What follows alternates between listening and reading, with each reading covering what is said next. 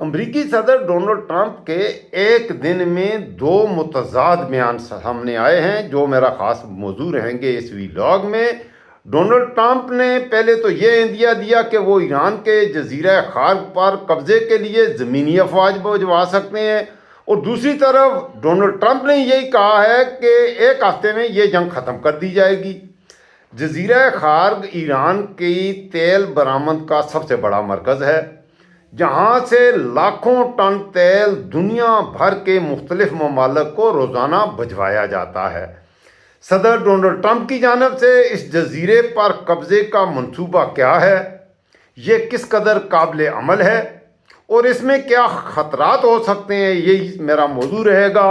بہت ہی خاص ویلاگ، میں ہوں آپ کا اپنا طارق خان، نیا یوٹیوبر ہوں، نیا چینل ہے، تو میں شروع سے میں آپ سے گزارش کروں گا کہ اگر آپ کو میرے ویلاگ پسند آ رہے ہیں تو ضرور اس چینل کو سبسکرائب کیجئے، لائک کیجئے، اور یہ بات بھی ذہن میں رکھیے گا کہ وقت کے یزیدوں، وقت کے فرعونوں نے مجھ جیسی آوازوں اور آپ کی سماعتوں کے درمیان جو ڈیجیٹل فائر وال لگائی ہے، اس کے اثرات کو ذیل کرنے کے لیے کومنٹ ضرور لکھا کریں۔ یہ آپ کا اپنا ڈیجیٹل پلیٹ فارم ہے۔ تو جی میرے دوستو، ایران کے جنوب مغرب میں واقع جزیرہ خارق 20 کلومیٹر کے فاصلے، تقریباً 20 اسکوائر کلومیٹر کے رقبے پر پھیلا ہوا ہے، اور یہ صوبہ بوشہر کا ایک حصہ ہے۔ یہ جزیرہ ایران کی تیل کی برآمدات کے لحاظ سے بہت ہی اہم ہے، اور تیل کی برآمدات کا بڑا ٹرمینل بھی یہاں پر موجود ہے۔ خارق کو خام تیل کی برآمد اور لوڈنگ کے لیے سب سے موزوں مقام سمجھا جاتا ہے۔ یہاں پر ایران کے ماضی کے حکمرانوں نے بہت بڑی انویسٹمنٹ کی ہیں، اور یہاں پر امریکہ کی افواج کی بھی دفاعی نقطۂ نظر سے بھی وہاں پر وہاں پر ان کے اڈے ہیں۔ کیونکہ یہ بات بھی اپنی جگہ پر بڑی امپورٹنٹ ہے، یہ بات ذہن میں رکھیے گا کہ ایران کا 90% تیل جو برآمد ہوتا ہے وہ اسی جزیرہ سے ہوتا ہے۔ اس لیے ایران کی اکانومی کے لیے، ایران کے دفاع کے لیے اور ایران کی معیشت کے لیے یہ جزیرہ بہت ہی اہمیت رکھتا ہے۔ اس لیے یہ تو ڈونلڈ ٹرمپ یا نیتن یاہو کبھی بھی ذہن میں رکھیں اور یہ نہ سمجھیں کہ وہ پلیٹ میں رکھ کر جزیرہ خارق ان کے حوالے کرے گا۔ اب وہ آئیں گے تو آگے سے ریزسٹنس ہوگی۔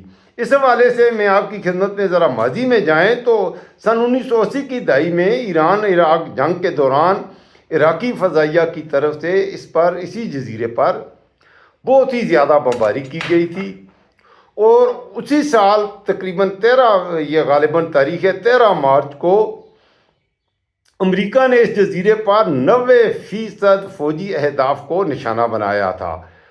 تاہم اس نے تیل کے بنیادی ڈھانچے پر ابھی تک بمباری نہیں کی اور وہاں پر حملے نہیں کیے، صرف فوجی ٹارگٹس کو ہی نشانہ بنایا۔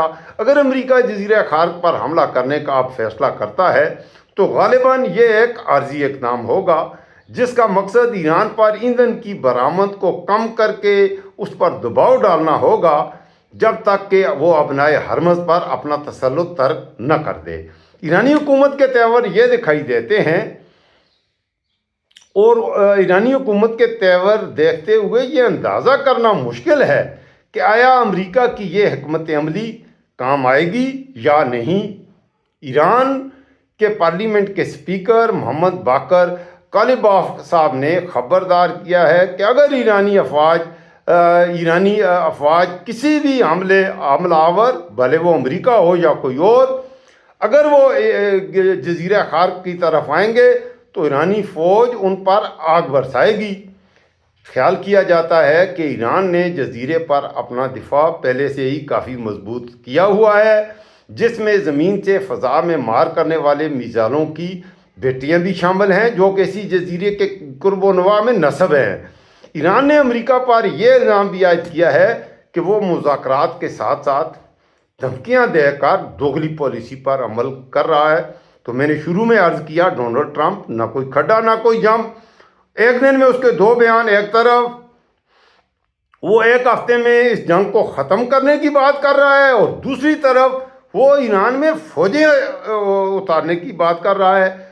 فوجیں اتارنے کے حوالے سے ایران کی طرف سے یہ کہا گیا ہے کہ آپ آئیں گے تو ہوائی جہازوں میں، سمندر کے راستے زمین پر، اور واپس جائیں گے آپ کے تابوت. مطلب ہے ایران بھی پوری طرح سے اس حوالے سے تیار ہے. اچھا، اس کے بعد اب یہ کیا سرائیاں دی جا رہی ہیں کہ امریکہ خارق کے کنٹرول کے لیے دونوں طریقے استعمال کرنا چاہتا ہے. ایک چھاتا بردار فوجی اور اس چھوٹے سے جزیرے پر اتارنے کا اس کا منصوبہ ہے، اور دوسرا ایک آپشن یہ بھی ہو سکتا ہے کہ امریکی میرینز اور اپنی اوسپری ٹیلنٹ واٹر ایئر کرافٹ اور لینڈنگ کرافٹ جو ہیں ان کے ذریعے سے اوپر سے چھاتا بردار جن کو کہتے ہیں غالباً ان کے ذریعے سے لینڈ کریں. لیکن جب وہ زمین پر لینڈ کریں گے تو انہیں سامنا کرنا پڑے گا پاسداران انقلاب سے، اور پاسداران انقلاب جو ہیں وہ جاگ رہے ہیں، وہ سوئے ہوئے نہیں ہیں. یہ بات ذہن میں رکھیے گا. اچھا، میرے بچے نے میرے لیے چائے بھی وہ آ کے رکھ دی ہے، چائے بعد میں پیتے ہیں، پہلے اپنی بات مکمل کر لوں. میں آپ کو بھی چائے آفر کرتا، آپ نے دیکھنے والوں کو بھی. او بھائی، آپ چینل کو سبسکرائب کرو، لائک کرو، شیئر کرو. میں آپ کو چائے کیا، میں آپ کو ڈنر کھلا دوں گا. تو یہ بچے نے چائے لائی ہے، ابھی میں رکھ دیتا ہوں. یہ میں بھی نہیں پیتا، کیونکہ میں پیوں گا تو آپ پھر اعتراض کریں گے، مجھے گلہ کریں گے کہ طارق خان یار آپ چائے پی رہے ہو، ہمیں نہیں پلا رہے. تو چلے، میں بھی نہیں پیتا. آگے بڑھتے ہیں. دیکھیے، میں آپ کی خدمت میں عرض کر رہا تھا، امریکہ بہادر صاحب، یہ جنگ ٹرمپ نے اس جنگ میں چھلانگ لگا کے، آپ یقین کریں پوری دنیا کا ماننا یہی ہے، بہت سنگین غلطی کر دی ہے. اور اس وقت جو امریکہ میں 2-3 دن پہلے جو مظاہرے ہوئے تھے آپ نے بھی دیکھے ہوں گے، ان سے آپ کو کیا نظر آ رہا ہے. دوسری بات، عالم اسلام کی اگر بات کی جائے، یہ بات بھی ذہن میں رکھیے گا. اس حوالے سے حکمران کس طرف ہیں اس کو چھوڑیے، عوامی رد عمل کیا ہے کہ 95% مسلمان پہلے اس میں تقسیم تھی.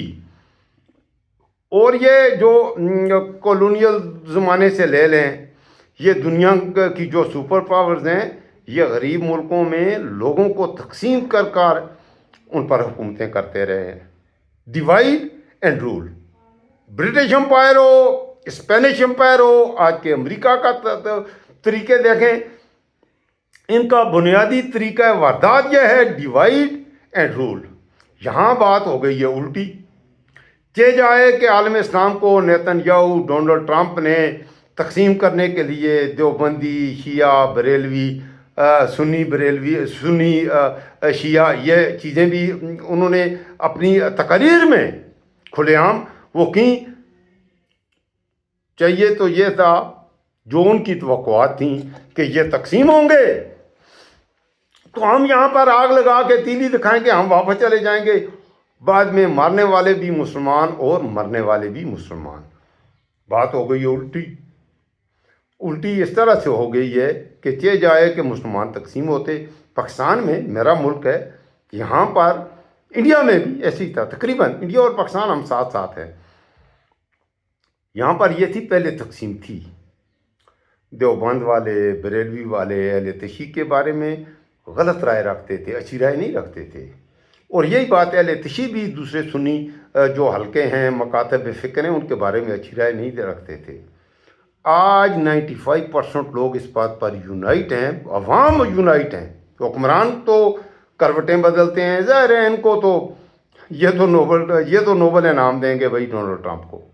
یہ نیتن یاہو کو بھی پتہ نہیں ہے کیا سے کیا بناؤ، وہ اسے اپنا آقا بنا لیں گے، کچھ بھی ہوگا. لیکن عوامی سطح پر کیا رد عمل ہے میں بھی جانتا ہوں، آپ بھی جانتے ہیں. آپ کومنٹس میں بتائیے گا آپ کیا دیکھ رہے ہیں.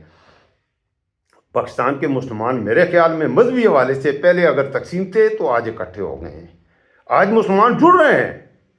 اہل سنہ کے جو اچھے جید علماء ہیں، علماء سو کی بات میں نہیں کر رہا، جو اچھے علماء کرام ہیں وہ اہل تشیع کی حمایت میں کھڑے ہو رہے ہیں، اور اہل تشیع کے علماء کرام اہل سنت والوں کے ساتھ ساتھ چل رہے ہیں. تو یہ تو بات یہ بھی الٹی ہو گئی.